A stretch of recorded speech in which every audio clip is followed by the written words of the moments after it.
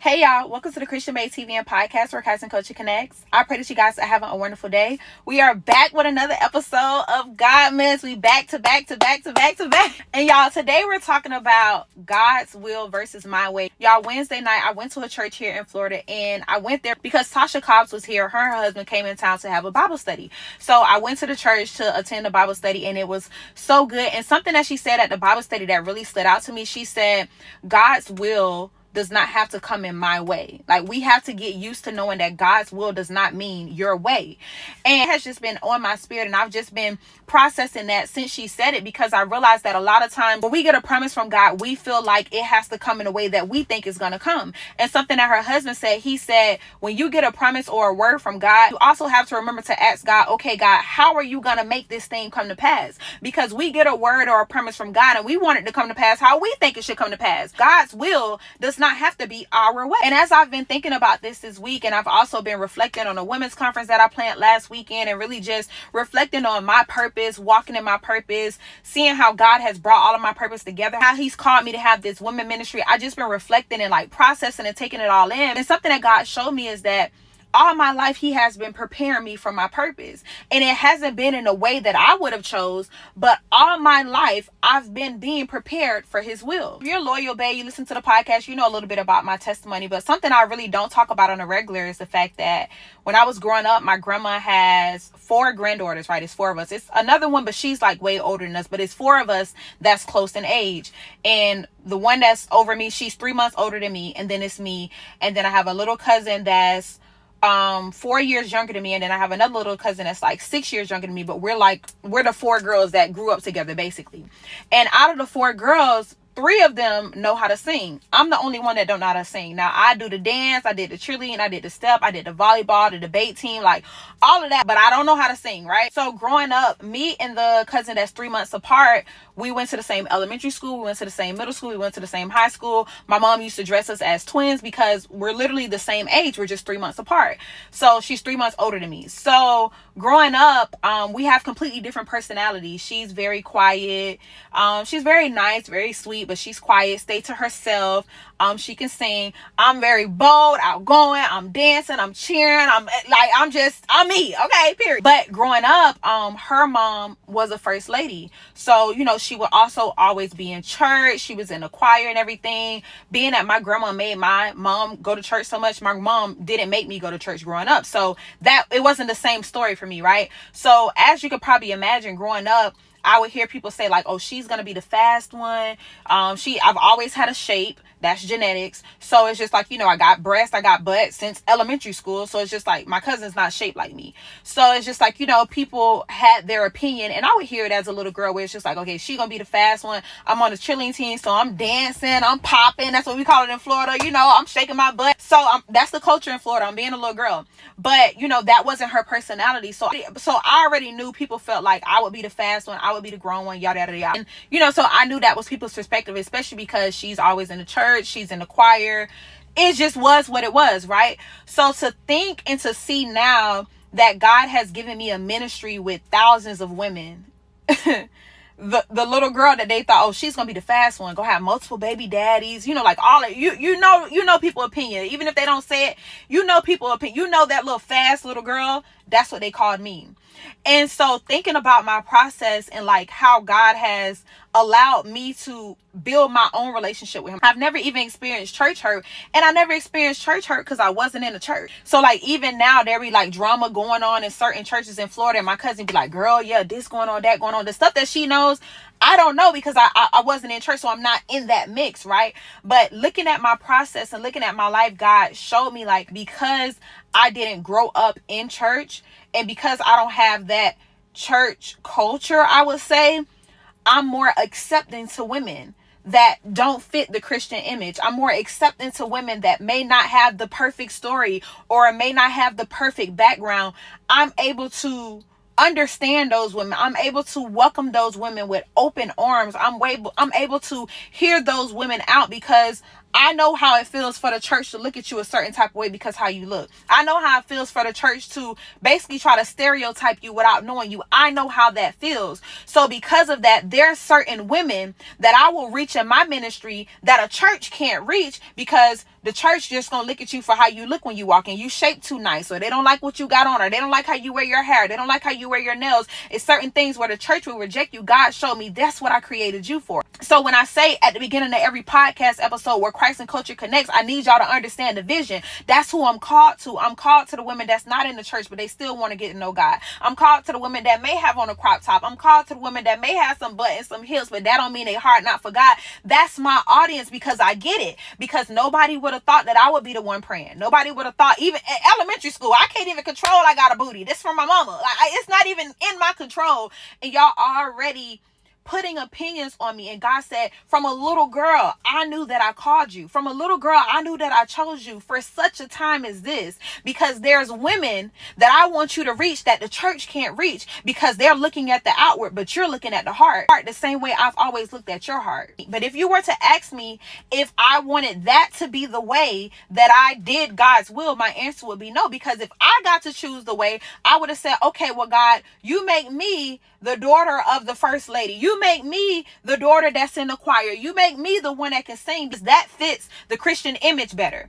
And it's going to be easier for me to have a ministry if I'm already heavily involved in church, and people not going to try to discredit me if I'm already heavily involved in church. And if I'm on the praise and worship team singing, they're going to accept me then, because then I fit the perfect Christian image. If you were to ask me what way I think would be best for God's will, I wouldn't have chose this way.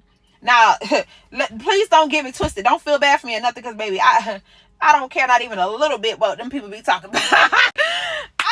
I don't even care a little bit, because every time I get in here and I say where Christ and culture connects, when I say the Christian is for the Christ and the Bae is for the culture, I mean just that. I know who I'm called to. I know my audience. And if you ain't my audience, the girls that get it, get it. If you come on my Instagram trying to see me and your perfect little, you're going to be confused. This play isn't about you. You're in the wrong place. I'm not called to you. But if God was to tell younger me, I created you to have a woman's ministry, I would have said, well, you're going about it wrong. You need to switch me and my cousin and put me on the choir. I need to be singing. But God's will does not have to happen in our way. Y'all know I always have to have scripture, and the verse that God led me to is Isaiah 55, verse 8 through 9. It says, for just as the heavens are higher than the earth, so my ways are higher than your ways, and my thoughts higher than your thoughts. And I want to use this verse to encourage you, because I know it can be discouraging sometimes, feeling like, God, I'm trying to get to what you promised me. I'm trying to walk in the steps that you have ordered for me, but it's looking like it's not making sense. It's not lining up. How you going to create me to have a women's ministry, and I'm the one that didn't grow up in church?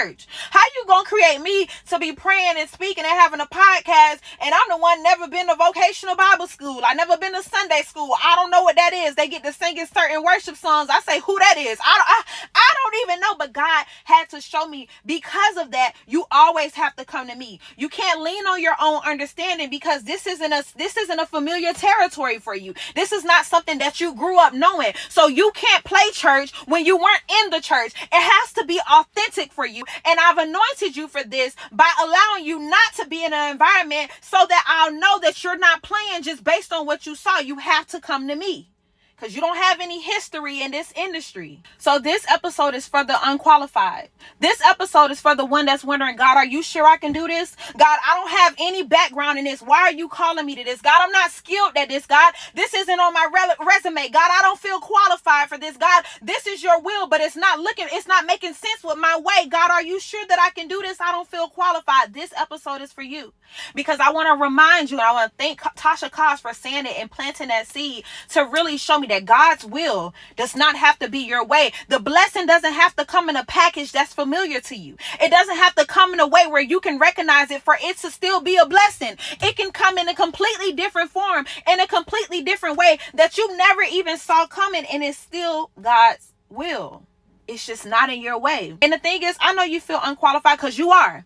But that's a part of God's plan. He needs you to be unqualified, because what does the word tell us? When we're weakest, God is strongest. That's when he's strongest, when we're weak. I know that I can use you as a vessel if I place you somewhere where you don't have any experience. I know that you're going to hear from me and be led by me when you don't have any history in this industry. So I want to encourage you, if God has made you a promise, if God is calling you to something and you questioning yourself, trying to see like, maybe I heard you wrong, because there's no way you telling me that I'm called to have a women's ministry and I just learned what that was in college. I ain't never been a part of no ministry. Baby, I ain't been a part of no ministry before. I wasn't even consistently going to church. I don't know nothing about that. What you mean? God, what do you mean you telling me to apply for this job? I don't even know the language. I've never been in this industry. What do you mean you calling me to move to that state? I never even visited there before. What you mean you telling me to write a book? I don't have no authors in the family, and I hated English in school. What do you mean you calling me to this industry when it's empty in me? There's no part of me that has experience with that. And God is saying, perfect. Exactly. That's exactly why I'm calling you to it. Because I know that you can't do it based on your own strength. You can't do it based on your own understanding. You can't do it based on history because you have none. Perfect. I'm calling you to it because it's going to be my will and it's going to be my way, because you don't have a say. When you don't have experience in something, when you're unqualified for something, when you don't have the expertise in something, you have to lean on God. That's when you're weakest, and that's when he's strongest. So if you're somebody and you're watching this video and you feel unqualified, I want you to know that that's exactly how God wants you to feel. That's exactly how God wants you to feel. When you're nervous, when you talk about it, when you feel like you're not good enough for it, when you feel like maybe he need to choose somebody else, when you feel like maybe I heard God wrong, that's confirmation that he's calling you to it, because you're going to have to lean on him. You're going to have to rely on him. You're going to have to go to him, because you don't have any history in this industry. And that's today's seed. No history. God, I don't have no history, but I trust your word. I don't have no history, but I know what you said. I don't have no history, but I'm walking in your will. I don't have no history, but I'm a step in your steps. I don't have no history, but I trust what you see in me that I don't even see in me, even without the history. I don't have no history, but I'm a step into everything that you got for me. And the information to sow that seed will be in the description.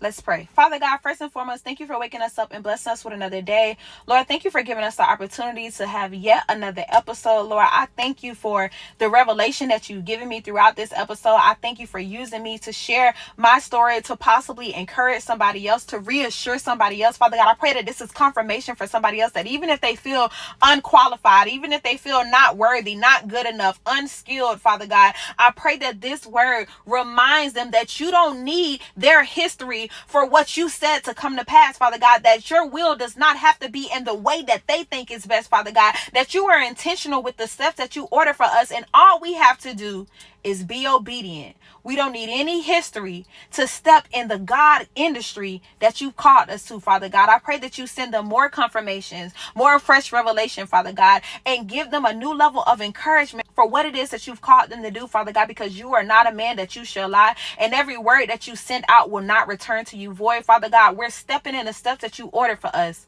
with no history. Love you and will forever praise your name. In Jesus' name we pray. Amen. I love you guys so much. Thank you for watching another episode of the Christian Bae TV and podcast and GODMAS. I pray that you guys are enjoying this series. I pray that you send this to somebody that feels unworthy. Send this to somebody that feels unqualified. Send this to somebody that feels like, God, you're going to have to choose somebody else, because I bet it ain't me. I can't do this, Lord. I ain't never even been a part. I ain't never signed up for it. I don't know nothing about it. I ain't read the ebook on it. God, I can't do it. Send this to them so that they can be encouraged, so that they can know that God did not make a mistake when he created them, and he did not make a mistake when he called them. The emoji for today's video is going to be the bullseye. Bullseye, because God chose you. He hit it right on the mark when he chose you. He hit it right on the mark when he called you to that thing that you don't have any experience with. He hit it right on the mark, and he was intentional. He said what he said, and he's going to do what he said in spite of you not having any history. Bullseye. Drop the bullseye emoji, give this video a thumbs up, share it with a friend, and make sure you subscribe to my YouTube and turn on the bell notification so that you don't miss any of the GODMAS videos. I love you guys so much, and I'll talk to you in the next video. Bye.